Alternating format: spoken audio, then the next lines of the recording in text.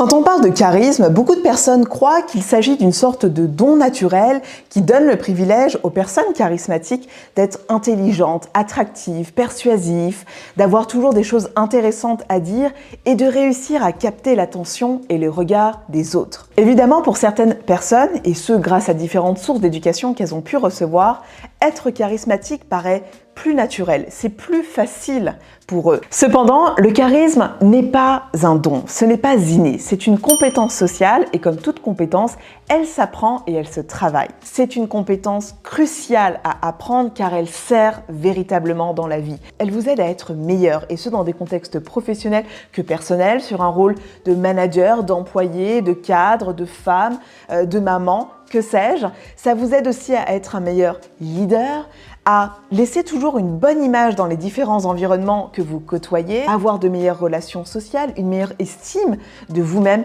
Bref, ça peut être un véritable coup de boost dans différents aspects de votre vie. Bonjour à tous, je suis Elif, coach en personal branding et coach de vie et ma mission est de vous aider à atteindre vos objectifs de vie, à créer la vie qui vous inspire en toute confiance et en toute authenticité et ce, en maîtrisant votre identité et votre image. Et aujourd'hui, je vous propose de vous partager 5 façons simples de booster instantanément votre charisme dans vos interactions sociales, que ce soit dans des contextes professionnels ou personnels. Première astuce est de montrer ses émotions. Imaginez que quelqu'un vous dise quelque chose de triste et que vous avez aucune réaction en face.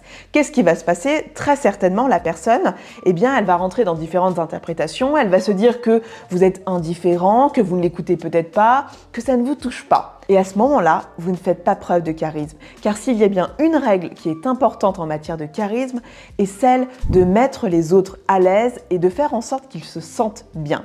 Alors mon conseil est le suivant. Quand une personne est triste, soyez triste avec elle. Quand une personne exprime de la joie, soyez joyeuse avec elle. Si elle exprime de la surprise, soyez surprise avec elle. Pour montrer votre émotion, vous pouvez utiliser des expressions faciales. Par exemple, dans le cas de la joie, automatiquement, on a tendance à sourire, à ouvrir de grands yeux, etc. Ou alors, vous pouvez aussi avoir des expressions vocales. Par exemple, dans le cas de la surprise, ça peut être quelque chose du style « Oh, waouh !»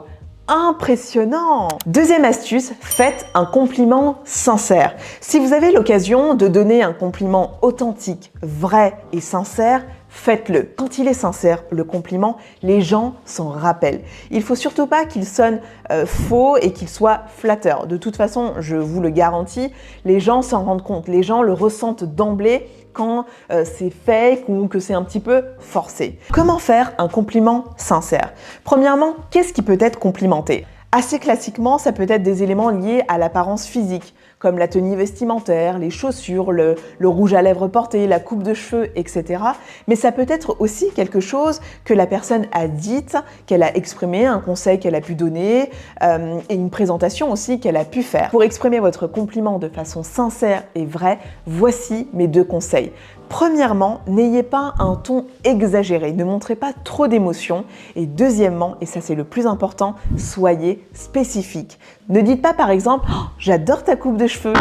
Dites plutôt « j'adore ta coupe de cheveux, je trouve qu'elle met vraiment ton visage en avant et surtout tes yeux ». Mettez l'accent sur ce que vous admirez et complimentez, c'est ça qui fait marcher votre charisme. Troisième façon de booster son charisme, sourire plus. Votre sourire fait la différence. Un visage qui transmet de la joie, de la confiance grâce à son sourire est un visage charismatique. D'ailleurs, les personnes charismatiques sont des profils de personnes qui transmettent, qui incarnent la joie, le bonheur, la confiance et l'optimisme. Moi, j'aime beaucoup le voir comme un projecteur de lumière qui illumine tout le monde. En tout cas, ce qui est certain, c'est que quand vous souriez, vous aidez les autres à faire en sorte qu'ils se sentent bien et vous avez davantage de chances d'être appréciés. Autre point très important que j'avais envie de vous partager, c'est que quand vous utilisez la compétence du sourire, vous allez vous rendre compte que les gens vont commencer à vous traiter différemment.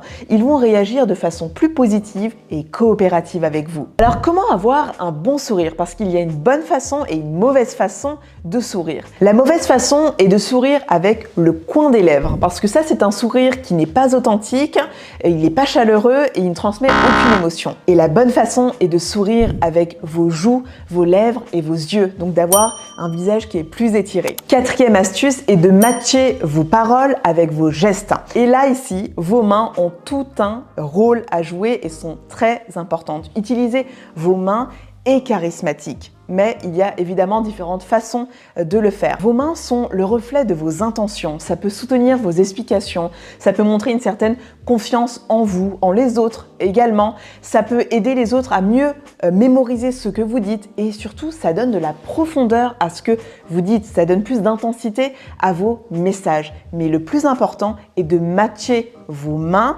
avec vos paroles. Et voici 3 façons d'utiliser ces mains de façon charismatique. Si par exemple, vous partagez des chiffres, voici 2 raisons qui expliquent cela, 3 conseils pour vous aider à avoir un meilleur entretien d'embauche, etc. N'hésitez pas à montrer de la main les chiffres. Autre type de gestes, ce sont les gestes d'ampleur, de grandeur.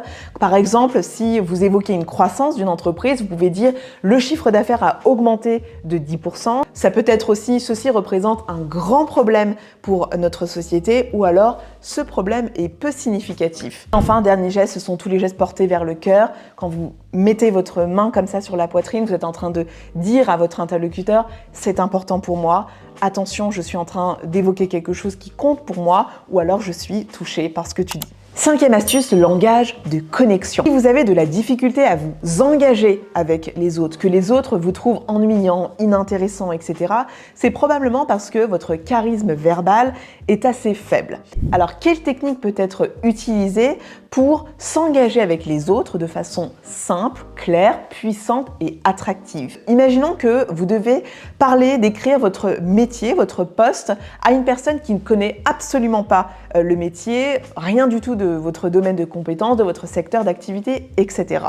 Assez automatiquement, vous allez avoir tendance à vous dire il faut que je donne le maximum d'informations, le maximum de précision, de détails possibles sur ce que je fais. En réalité, le langage charismatique ne consiste pas à être 100% précis, détaillé, etc. Vous risquez au contraire même ici de perdre votre interlocuteur au cours de l'échange, de la discussion. Elle risque de ne plus vous écouter. L'idée est plutôt d'avoir un langage assez simple et compréhensif, de sorte à ce que la personne puisse facilement s'identifier à vous et être connectée à vous. Pour parler assez simplement, soit vous pouvez être dans la reformulation, soit utiliser la figure de style de la comparaison qui est très efficace. Donc au lieu par exemple ici de vous étaler sur votre fonction, utilisez des métaphores pour donner l'essentiel de ce que vous faites. Et voici mon conseil bonus pour toutes les personnes qui seraient restées jusqu'au bout de cette vidéo. Gardez le contact visuel. Ce conseil est clé. Il y a plein de raisons qui expliquent pourquoi on ne regarde pas une personne dans les yeux où on a du mal. Soit on manque de confiance en nous, soit on est timide, soit on ne connaît pas bien la personne, soit voilà, on a les yeux occupés sur un autre appareil. Mettez-vous juste 2 secondes à la place de votre interlocuteur. Si vous êtes en train de parler et que la personne en face de vous ne vous regarde pas, qu'est-ce que vous allez penser? Vous allez vous dire, elle est indifférente à ce que je dis est inintéressant, c'est pas chaleureux, c'est pas respectueux même et ça vient vraiment impacter négativement votre charisme. Mon conseil est de regarder la personne dans les yeux le temps qu'elle parle. Et ça peut vraiment être un coup de boost dans la perception de votre statut, dans la perception du niveau de confiance que vous vous accordez à vous-même et que l'on peut vous accorder. C'est tout pour cette vidéo. venez en commentaire nous partager d'autres astuces qui selon vous sont très charismatiques et aidantes. On se retrouve prochainement dans une nouvelle vidéo.